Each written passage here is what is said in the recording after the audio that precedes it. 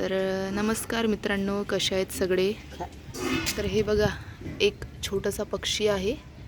तर बहुतेक याला माहीत नाही याला करंट लागला की काय लागलं.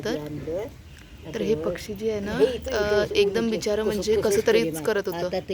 तर याला आम्ही छानपैकी पाणी पाजलं, एका साईडला आणलं आणि आता थोडंसं बारीक बारीक पोळीचे तुकडे टाकत आहे.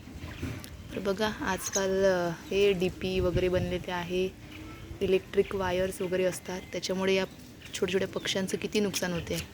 मागे सुद्धा मी एक शॉर्ट व्हिडिओ टाकला होता.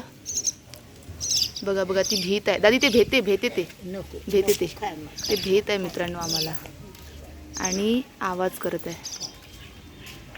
आमचा उद्देश फक्त ते म्हणजे थोडं बरं व्हावं हाच आहे. तर बघा मित्रांनो, तुमच्याकडे सुद्धा असं जर काही असलं तर त्याला थोडं सावलीत आणा, काहीतरी द्या. ते उडण्याचा प्रयत्न करते बघा, उडण्याचा प्रयत्न करते मित्रांनो ते, आहे ना. बघा, त्याला आम्ही छानपैकी पोळीचे बारीक बारीक तुकडे केलेले आहे खायसाठी, कारण सध्या ते कमजोर झालेलं आहे. इकडे काय झालं आहे मित्रांनो, इकडे DP वगैरे असल्यामुळे डेली म्हणजे असंच होतं, प्राणी पक्षी मरतात मित्रांनो.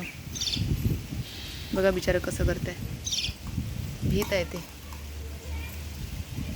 मगाशी तर खूपच जास्त हे करत होतं, आता थोडं बरं आहे. पाणी वगैरे पाजलं आणि 2-3 त्याने दाणे खाल्ले त्याच्यामुळे.